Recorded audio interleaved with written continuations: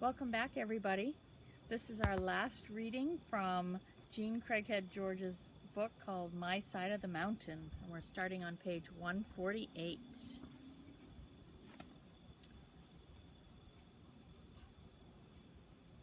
More about the spring and the winter, and the beginning of my story's end. The owl had broken the spell of winter. From that time on, things began to happen that you'd have to see to believe. Insects appeared while the snow was on the ground, birds built nests, raccoons mated, fox called to each other, seeking again their lifelong mates. At the end of February, the sap began to run in the maple trees. I topped some trees and boiled the sap to syrup. It takes an awful lot of sap to make 1 cup of syrup. I discovered 32 cups to be exact. All of this, and I was still in my winter fur-lined underwear. 1 or 2 birds returned. The ferns by the protected spring unrolled, very slowly, but they did. Then the activity gathered momentum, and before I was aware of the change, there were the skunk cabbages poking their funny blooms above the snow in the marsh. I picked some and cooked them, but they aren't any good. A skunk cabbage is a skunk cabbage. From my meadow, I could see the valleys turning green. My mountain was still snow-capped, so I walked into the valleys almost every day to scout them for edible plants. Frightful rode down with me on my shoulder. She knew even better than I that the season had changed, and she watched the sky like radar. No life traveled that sky world unnoticed by Frightful. I thought she wanted to be free and seek a mate, but I could not let her. I still depended on her talents and company. Furthermore, she was different, and if I did let her go, she probably would have been killed by another female. For Frightful had no territory other than the hemlock patch, and her hunting instincts had been trained for man.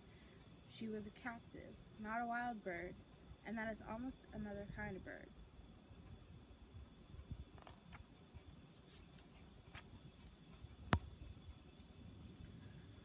One day I was in the valley digging tubers and collecting tiny new dandelion shoots when Frightful saw another duck hawk and flew up from my shoulder like a bolt, pulling the leash from my hand as she went. "Frightful," I called out, "you can't leave me now." I whistled, held out a piece of meat, and hoped she would not get her leash caught up in a treetop. She hovered above my head, looked at the falcon and then at my hand, folded her wings, and dropped to my fist. "I saw that," a voice said. I spun around to see a young man about my age shivering at the edge of the woods. "You're the wild boy, aren't you?" I was so astonished to see a human being in all this cold, thawing silence I just stood and looked at him. When I gathered my wits, I replied, "No, I'm just a citizen." "Aw, gee," he said with disappointment. Then he gave in to the cold and shivered until the twigs around him rattled. He stepped forward. "Well, anyway, I'm Matt Spell. I work after school at the Poughkeepsie, New York newspaper. I read all the stories about the wild boy who lives in the Catskills, and I thought that if I found him and got a good story, I might get to be a reporter. Have you ever run across him? Is there such a boy?" "Aw, it's all nonsense," I said as I gathered some dry wood and piled it near the edge of the woods. I lit it swiftly, hoping he would not notice the flint and steel. He was so cold and so glad to see the flames that he said nothing.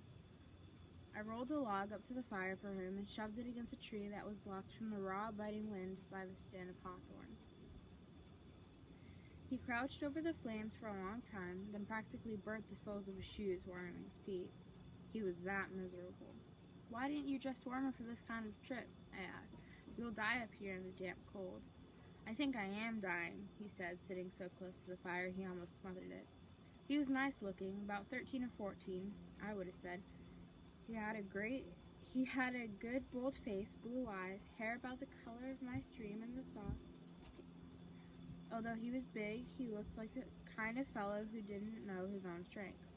I liked Matt. "I still got a sandwich," he said. "Want half?" "No thanks," I said. "I brought my lunch." Frightful had been sitting on my shoulder through all this, but now the smoke was bothering her and she hopped to a higher perch. I still had her on her leash. "There was a bird on your shoulder," Matt said. "He had nice eyes. Do you know him?" "I'm sort of an amateur falconer," I replied. "I come up here to train my bird. It's a she. Frightful is her name." Does she catch anything? Now and then. How hungry are you? I asked. His second bite finished the sandwich. I'm starved, but don't share your lunch. I have some money. Just tell me which road takes you toward the deli.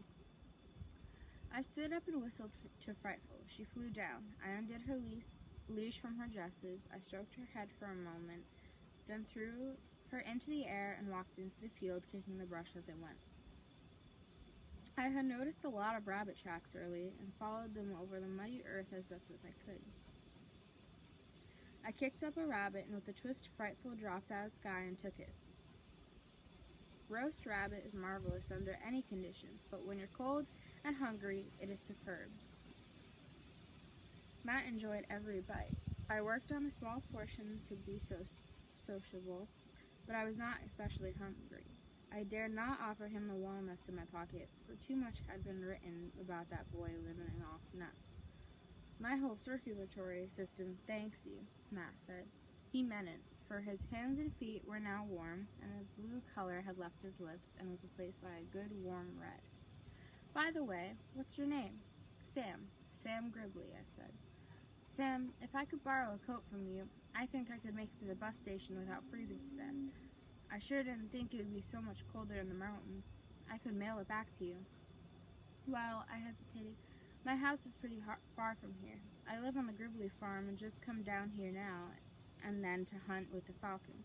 But maybe we could find an old horse blanket or something in one of the deserted barns around here.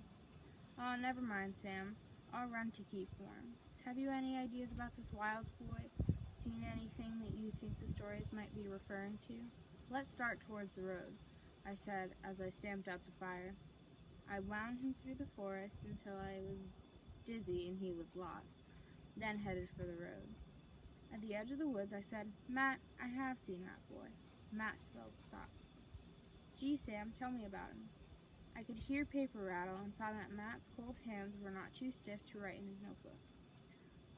We walked down the road a bit, and I said, well, he ran away from home one day and never went back. Where does he live? What does he wear? We sat down on a stone along the edge of the road. It was behind a pine tree and out of the rippling wind. He lives west of here in a cave. He wears a bearskin coat, has long hair, all matted and full of burrs, and according to him, he fishes for a living. You've talked to him? He asked brightly. Oh, yes, I talked to him. Oh, this is great, he wrote furiously. What color are his eyes? I think they are bluish-gray with a little brown in them. His hair? Darkish. Couldn't really tell under all those coontails. Coontails? Do you suppose he killed them himself? No, it looks more like one of those hats you get with cereal box tops. Well, I won't say anything about it then, just coontail hat. Yeah, coontail hat's enough, I agreed, and I think his shoes were just newspapers tied around his feet. That's good insulation, you know. Yeah, Matt wrote that down. Did he say why he ran away? I never asked him. Why does any boy run away? Matt put down his pencil and thought, well, I ran away once because I thought how sorry everybody would be when I was gone, how they'd cry and wish they'd been nicer to me. He laughed. Then I said, I ran away once because I wanted to do something else. That's a good reason, said Matt. Do you suppose that's why? By the way, what's his name? I never asked him, I said truthfully. What do you suppose he really eats and lives on? Asked Matt. Fish, roots, berries, nuts, rabbits. There's a lot of food around the woods if you look for it, I guess. Roots? Roots wouldn't be good. Well, carrots are roots. By golly, they are. And so are potatoes, sort of. Fish? Pondered Matt. I suppose there are lots of fish around here. The streams are full of them. You've really seen him, huh? He really is in these mountains. Sure, I've seen him, I said. Finally, I got up. I gotta get home. I go the other way. You just follow this road to the town, and I think you can get a bus from there. Now wait, he said. Let me read it back to you to check the details. Sure. Matt stood up, blew in his hands, and read, The wild boy of the Catskills does exist. He has dark brown hair, black eyes, and wears a handsome deerskin suit that he apparently made himself. He is ruddy and in excellent health and is able to build a fire with flint and steel as a man can light a match. His actual dwelling is a secret, but his means of support is a beautiful falcon. The falcon flies off the boy's fist. and kills rabbits and pheasants when the boy needs food. He only takes what he needs. The boy's name is not known, but he ran away from home and never went back. No, Matt, no, I begged. I was about to wrestle it out with him when he said furtively, I'll make a deal with you. Let me spend my spring vacation with you, and I won't print a word of it. All right, only what you've told me. I looked at him and decided that it might be nice to have him. I said, I'll meet you outside town any day you say, providing you let me blindfold you and lead you to my home, providing you promise not to have a lot of photographers hiding in the woods. Do you know what would happen if you told on me? Sure, the newsreels would roll up, the TV cameras would arrive, reporters would hang in the trees, and you'd be famous. Yes, and back in New York City. I'll write what you said, and not even your mother will recognize you. Make it some other town and it's a deal, I said. You might say I'm working for civil defense, doing research by learning to live off the land. Tell them it's not to be afraid, that crayfish are delicious and caves are warm. Matt liked that. He sat down again. Tell me some of the plants and animals you eat so that they will know what to do. We can make this informative. I sat down and listed some of the better wild plants and more easily obtainable mammals and fish. I gave him a few good recipes and told him that I didn't recommend anyone trying to live off the land unless they liked oysters and spinach. Matt liked that. He wrote and wrote. Finally he said, my hands are cold. I'd better go. But I'll see you on April 12th at 3:30 outside of town, okay? And just to prove that I am a man of my word, I'll bring you a copy of what I write. Well, you better not give me away. I have a scout in civilization who follows all these stories. We shook hands and he departed at brisk pace. I returned to my patch on the mountain, talking to myself all the way. I talk to myself a lot, but everyone does. The human being, even in the midst of people, spends 9/10 of his time alone with the private voices of his own head. Living alone on a mountain is not much different, except that your speaking voice gets rusty. I talked inside my head all the way home, thinking of schemes, holding conversation with Bando and Dad and Matt Spell. I worded the article for Matt after discussing it with Bando and made it sound very convincing without giving myself up. I kind of wanted to write it down and send it to Matt, but I didn't. I entered my tree, tied Frightful to the bedpost, and there was Jesse Coon James. It had been months since I'd seen him. He was curled up on my bed, asleep. A turtle shell that had been full of cracked walnuts was empty beside him. He awoke, jumped to the floor, and walked slowly between my legs and out the door. I had a feeling Jesse was hoping I had departed for good and he could have my den. He was a comfort-loving creature. I was bigger and my hands were freer than him, so he conceded me the den. I watched him climb over the Baron's rock and shimmy up a hemlock. He moved heavily into the limbs, and it occurred to me that Jessie was a she-Jessie, not a he-Jessie. I cooked supper, and then sat down in my little fire and called a horn. It is very sociable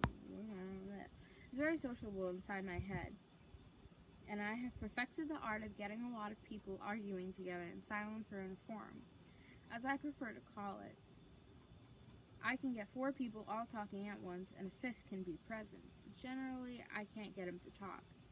Usually, these forums discuss such things as a storm and whether or not it is coming, how to make a spring suit, how to enlarge my house without destroying the life in the tree. Tonight, however, they discussed what to do about Matt Spell. Dad kept telling me to go right down to the city and make sure he published nothing, not even a made-up story. Bando said no. It's all right. He still doesn't know where you live. And then Matt walked into the conversation and said that he wanted to spend his spring vacation with me. And he promised not to do anything untoward. Matt kept using untoward. I don't know where he got that expression, but he liked it and kept using it. And that's how I knew Matt was speaking. Everything was untoward. That night, I fell asleep with all the people discussing the probability of my being found and hauled back to the city.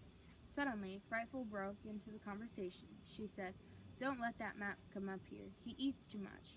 And that was the first time that Frightful had ever talked in a forum. I was delighted, for I was always sure that she had more to say than a few cries. She had not missed Matt's appetite. The forum dissolved in a good humor, everyone being delighted with Frightful. I lifted my head to look at her. She had her beak and her feathers of her back, sound asleep. She spoke in my head, however, and said, "You really want to be found, or you would not have told Matt all you did. I liked you better when you don't talk," I said, pulled the deer hide over me, and fell into a deep sleep. Next chapter, in which I cooperate with the ending. By the middle of March, I could have told you it was spring without looking. Jessie did not come around anymore. She was fishing the rewarding waters of the open stream. She was returning to a tree hollow full of babies. The barren weasel did not come by. There were salamanders and frogs to keep him busy. The chickadees sang alone, not in a winter group, and the skunks and minks and foxes found food more abundant in the forest than at my treehouse. The circumstances that had brought us all together in the winter were no more. There was food on the land, and the snow was slipping away. By April, I was no longer living off my storehouse. There were bulbs, tubers, and greens to be had. Meals were varied once more. There were frogs' legs, eggs, and turtle soup on my table. I took my baths in the spring again, rather than in the turtle shell with warmed-over snow. I plunged regularly into the ice water of the spring, shouting as my breath was grabbed from my lungs. I scrubbed, ran from my tree, and dried myself before the fire, shouting as I stepped into my clothes. Then I would sing. I made up a lot of nice songs after my bath, one of which I taught to a man who was hiking along the top of the gorge one day. He said his name was Aaron, and he was quiet and tall. I found him sitting on the edge of the cliff, looking across the valley. He was humming little tunes. He had a sad smile that never went away. I knew I would not have to hide from him just by looking at him, so I walked up and sat down beside him. I taught him my cold water song. I learned he wrote songs and that he was from New York. He had come to the Catskills for the Passover festivities and had wandered off for the day. He was about to go back when I sat down and said, "I heard you humming." "Yes," he said, "I hum a good deal. Can you hum?" "Yes," I replied, "I can hum. I hum a good deal too. And even sing, especially when I get out of the spring in the morning. Then I really sing aloud." "Let's hear you sing aloud." So I said, feeling very relaxed with the sun shining on me and my head, "All right, I'll sing you my cold water song." "I like that," Aaron said. "Sing it again." So I did. "Let me suggest a few changes." He changed a few words to fit the tune, and the tune to fit the words, and then we both sang it. "Mind if I use the hum hum hum dee dee part?" he asked presently. "You can use it all," I said. "Tunes are free up here. I got that from the red-eyed vireo." He sat up and said, "What other songs are sung up here?" I whistled him, "Hi, Chickadee," song of the black cat, Mr. Brackett, and the waterfall song of the wood thrush. He took out a card, lined it with 5 lines, and wrote in little marks. I stretched back in the sun and hummed the song of the brown thrasher and of barometer, the nuthatch. Then I boomed out the song of the great horned owl and stopped. "That's enough, isn't it?" I asked. "I guess so." He lay back and stretched, looked into the leaves, and said, "If I do something with this, I'll come back and play it to you. I'll bring my portable organ." "Fine," I said. Then after a drowsy pause, he said, "Will you be around these parts this summer?" "I'll be around," I said. Aaron fell asleep, and I rolled over in the sun. I liked him. He hadn't asked me one personal question. Oddly enough, I wasn't sure whether that made me glad or not. Then I thought of the words Frightful had spoken in my head. You want to be found. And I began to wonder. I had sought out a human being. This would not have happened a year ago. I fell asleep, and when I awoke, Erin was gone, and Frightful was circling me. She saw me stir, swooped in, and sat on a rock beside me. I said, "Hi," but did not get up, just lay still listening to the birds, the snips and the sputs of insects moving in the dry leaves, and the air stirring the newly leafing trees. Nothing went on in my head. It was comfortably blank.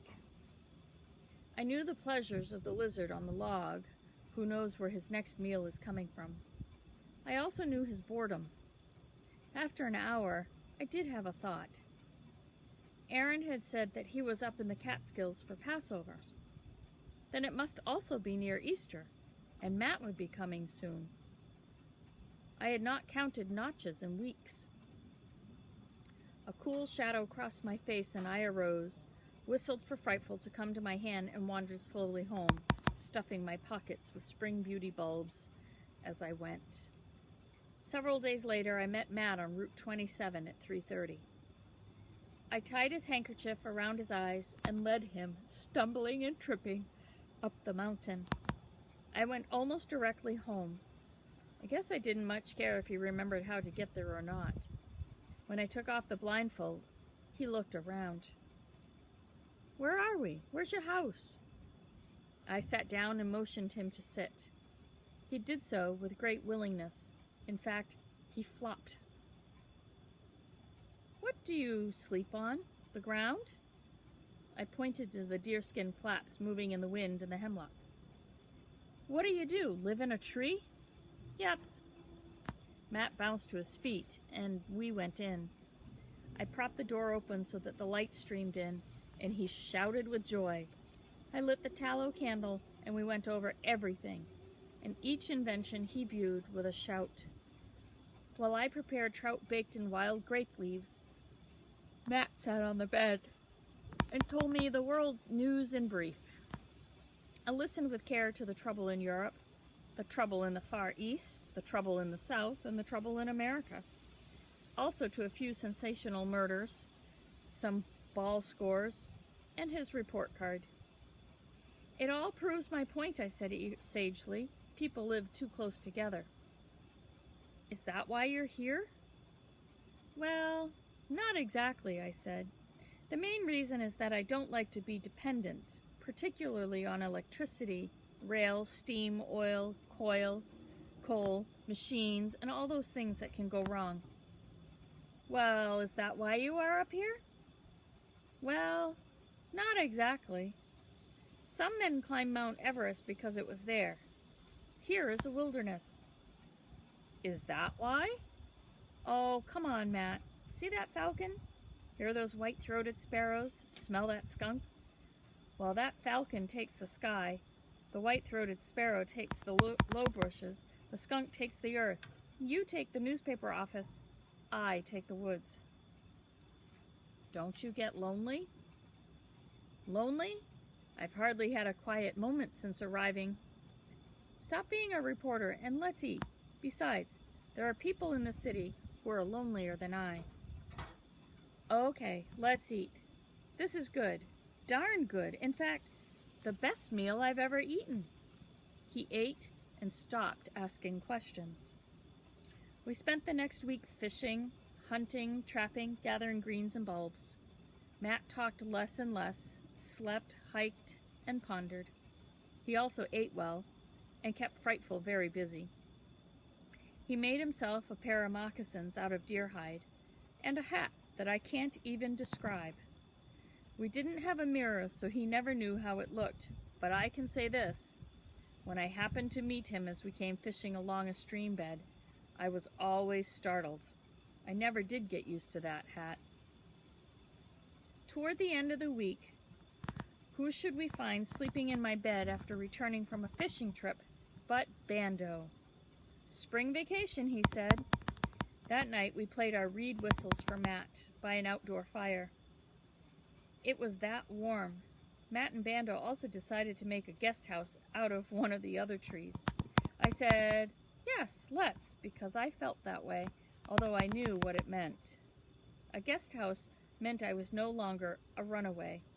I was no longer hiding in the wilderness. I was living in the woods like anyone else lives in a house. People drop by. Neighbors come for dinner. There are 3 meals to get, the shopping to do, the cleaning to accomplish. I felt exactly as I felt when I was home. The only difference was that I was a little harder to visit out here, but not too hard. There sat Matt and Bando. We all burned and dug out another hemlock. I worked with them, wondering what was happening to me. Why didn't I cry, no? What made me happily build a city in the forest? Because that is what we were doing. When the tree was done, Bando had discovered that the sap was running in willow trees, and the limbs were just right for slide whistles. He spent the evening making us trombones. We played them together. That word, together. Maybe that was the answer to the city. Matt sat rather uncomfortably just before bedtime. And he said, there may be some photographers in these hills. Matt! I hardly protested. What did you write? It was Bando who pulled out the article. He read it. A few follow-ups and comments from many other papers. Then he leaned back against his leaning tree, as it had come to be, and puffed silently on his pipe. Let's face it, Thoreau, you can't live in America today and be quietly different. If you are going to be different, you are going to stand out, and people are going to hear about you. And in your case, if they hear about you, they will remove you to the city or move you, and you won't be different anymore. A pause. Did the owls nest, Thoreau? I told him about the owls and how the young played around the hemlock. And then we went to bed, a little sad, all of us. Time was running out. Matt had to return to school, and Bando stayed on to help burn out another tree for another guest house. We chopped off the blackened wood, made one bed, and started the second before he had to return to his teaching.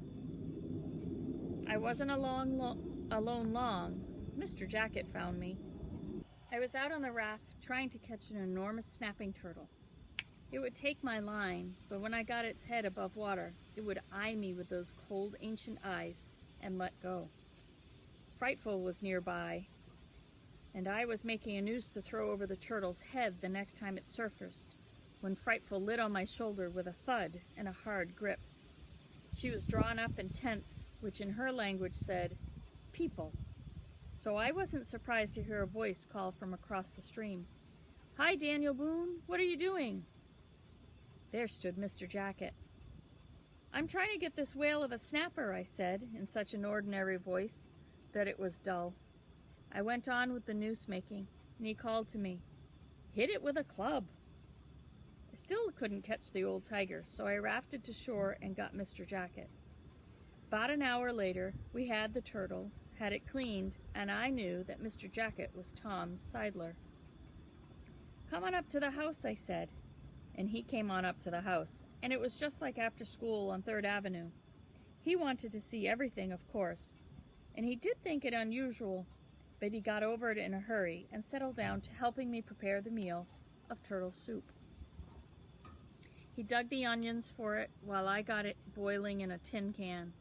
Turtle is as tough as rock and has to be boiled for hours before it is tender. We flavored the soup with hickory salt and cut a lot of Solomon's seal tubers into it.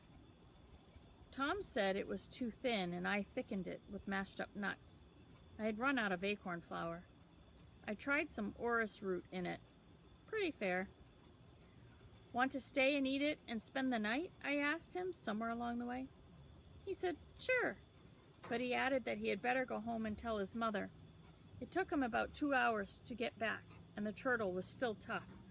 So we went out to the meadow to fly Frightful. She caught her own meal. We tied her to her perch and climbed in the gorge until almost dark. We ate turtle soup. Tom slept in the guest tree. I lay awake wondering what had happened. Everything seemed so every day. I liked Tom, and he liked me, and he came up often, almost every weekend. He told me about his bowling team and some of his friends, and I began to feel I knew a lot of people in the town below the mountain. This made my wilderness small. When Tom left one weekend, I wrote this down. Tom said that he and Reed went into an empty house, and when they heard the real estate man come in, they slid down the laundry chute to the basement and crawled out the basement window. He said a water main broke and flooded the school grounds, and all the kids took off their shoes and played baseball in it. I drew a line through all this and then wrote, I haven't seen the Baron Weasel. I think he has deserted his den by the boulder. A catbird is nesting nearby. Apparently, it has learned that Frightful is tied some of the time, because it comes right up to the fireplace for scraps when the leash is snapped. I drew a line through this too, and filled up the rest of the piece of bark with a drawing of Frightful.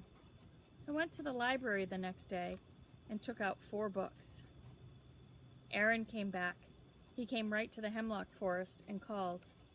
I didn't ask him how he knew I was there. He stayed a week, mostly puttering around with the willow whistles. He never asked what I was doing on the mountain. It was as if he already knew, as if he had talked to someone or read something, and there was nothing more to question. I had the feeling that I was an old story somewhere beyond the foot of the mountain. I didn't care. Bando got a car, and he came up more often. He never mentioned any more newspaper stories, and I never asked him. I just said to him one day, I seem to have an address now. He said, You do. I said, Is it Broadway and 42nd Street? He said, Almost. His eyebrows knitted and looked at me sadly. It's all right, Bando. Maybe you'd better bring me a shirt and some blue jeans when you come next time. I was thinking, if they haven't sold that house in town, maybe Tom and I could slide down the laundry chute. Bando slowly turned a willow whistle over in his hands. He didn't play it. Last chapter, it's in which the city comes to me. The warblers arrived, the trees turned summer green, and June burst over the mountain. It smelled good, tasted good, and was gentle to the eyes. I was stretched out on a big rock in the meadow one morning. Frightful was jabbing at some insects in the grass below me, and suddenly a flashbulb exploded and a man appeared. Wild boy, he said, and I took another picture. What are you doing eating nuts? I sat up. My heart was heavy. It was so heavy that I posed for him holding Frightful on my wrist. I refused to take him to my tree. However, he finally left. 2 other photographers came, and a reporter. I talked a little. When they left, I rolled over on my stomach and wondered if I could get in touch with the Department of Interior and find out more about the public lands in the West. My next thought was the baseball game that flooded the schoolyard. 4 days passed, and I talked to many reporters and photographers. At noon of the 5th day, a voice called from the glen. I know you're there. Dad, I shouted, and once again burst down the mountainside to see my father. As I ran toward him, I heard sounds that stopped me. The sound of branches and twigs breaking, of the flowers being crushed. Hordes were coming. For a moment I stood, wondering whether to meet Dad or run forever. I was self-sufficient. I could travel the world over, never needing a penny, never asking anything of anyone. I could cross to Asia in a canoe via the Bering Strait. I could raft to an island. I could go around the world on the fruits of the island. I started to run. I got as far as the gorge and turned back. I wanted to see Dad. I walked down the mountain to greet him and to face the people he had brought from the city to photograph me, interview me, and bring me home. I walked slowly, knowing that it was all over. I could hear the voices of the other people. They filled my silent mountain. Then I jumped in the air and laughed for joy. I recognized my 4 older brothers' pleasure song. The family. Dad had brought the family, every one of them. I ran, twisting and turning through the trees like a Cooper's hawk. and occasionally riding the free 50 feet downhill on an aspen sapling. "Dad! Mom!" I shouted as I came upon them along the stream bed, carefully picking their way through raspberry bushes. Dad gave me a resounding slap, and Mother hugged me until she cried. John jumped me, Jim threw me into the rushes, Mary sat on me, Alice put leaves in my hair, Hank pulled Jim off, Joan pulled me to my feet, and Jake bit my ankle. That cute little baby sister toddled away from me and cried. "Wow, all of New York," I said. "This is a great day for the Catskills." I led them proudly up the mountain, thinking about dinner and what I had that would go around. I knew how Mother felt when we brought in friends for dinner. As we approached the hemlock grove, I noticed that Dad was carrying a pack. He explained it as food for the first few days, or until I could teach John, Jim, Hank, and Jake how to live off the land. I winked at him. "But Dad, a Gribbly is not for the land." "What do you mean?" he shouted. "The Gribblies have had land for 3 generations. We pioneer, we open the land." He was almost singing. "And then we go to sea," I said. "Things have changed. Child labor laws. You can't take children to sea." I should have glowed over such a confession from Dad had I not been making furious plans as we climbed. Food, beds, chores. Dad, however, had since Christmas to outplan me. He strung up hammocks for everyone all through the forest, and you never heard a happier bunch of kids. The singing and shouting and giggling sent the birds and wildlife deeper into the shadows. Even little Nina had a hammock, and though she was only a toddler, she cooed and giggled all by herself as she rocked between the 2 aspens near the meadow. We ate Mother's fried chicken. Chicken is good. Tastes like chicken. I shall never forget that evening. And I shall never forget when Dad said, "Son, when I told your mother where you were, she said, 'Well, if he doesn't want to come home, then we'll bring home to him. And that's why we're all here.'" I was stunned. I was beginning to realize that this was not an overnight camping trip, but a permanent arrangement. Mother saw my expression and said, "When you are of age, you can go wherever you please. Until then, I still have to take care of you according to all the law I can find." She put her arm around me, and we rocked ever so slightly. "Besides, I am not a Gribbly. I am a Stewart, and the Stewarts love the land." She looked at the mountain and the meadow and the gorge, and I felt her feet squeeze into the earth and take root. The next day, I took John, Jim, and Hank out into the mountain meadows with Frightful to see if we could not round up enough food to feed the city people. We did pretty well. When we came back, there was Dad with four 4x4s erected at the edge of my meadow and a pile of wood that would have covered a barn. "Gosh, Dad," I cried, "what on earth are you doing?" "We're going to have a house," he said. I was stunned and hurt. "A house? You'll spoil everything," I protested. "Can't we all live in the trees and hammocks?" "No, your mother said that she was going to give you a decent home, and her way of looking at it, that means a roof and doors."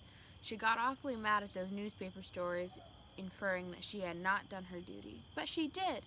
I was almost at the point of tears. "She's a swell mother. What other boy has a mother who would let him do what I did?" I know. But a woman lives among her neighbors. Your mother took all those editorial personally, as if they were Mr. Brackett and Mrs. O'Brien speaking. The nation became her neighbors, and no one, not even," he hesitated, a catbird meowed, "not even that catbird is going to think that she neglected you." I was about to protest in a loud, strong voice when Mother's arm slipped around my shoulder. "That's how it is until you are 18, Sam," she said, and that ended it. And that's the end.